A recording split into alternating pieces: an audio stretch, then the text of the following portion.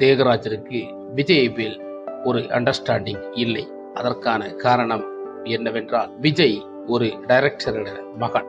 அதனால் விஜயை நமக்கு எந்த விதத்திலும் பால்டு பண்ண முடியாது. அப்படிப்பட்ட ஒரு எண்ணம் தான் தியாகராஜனுக்கு வந்திருக்கு. அதுதான் விஜயை வைத்து முனப்பு வைக்காத காரணம். ஆனால் நம்முடைய மகன் முன்னுக்கு வர வேண்டும் என்றால் அதற்கான தடுப்பு செவர் அஜித், விக்ரம் இவர்கள் 2 பேரை தடுத்தாதான் பிரசாந்த் இப்படியே நம்பர் 1 இருக்க முடியும் என்பதற்கான எண்ணம் இருந்திருக்கு. ஆரம்பத்தில் விஜய் படங்களும் சொதப்பினாலும், விஜயால் பெரிய அளவுக்கு வர முடியாத என்ற கட்டத்தில் இருந்தாலும், நம்மளால் விஜயை பின்னுக்கு தள்ள வைக்க முடியாது. ஏனென்றால் விஜயின் அப்பா அந்த நேரம் பெரிய ஒரு இயக்குனராக இருந்திருக்கிறார். அதனால் விஜய் வாழ்க்கையில் நமக்கு நுழைய முடியாது. அப்படிப்பட்ட எண்ணங்கள் தியாகராஜன் இருந்திருக்கிறது. அந்த காலகட்டத்தில் பிரசாந்த் நம்பர் 1 இருக்கும்போதுதான் பிரசாந்தை திருமணம் செய்ய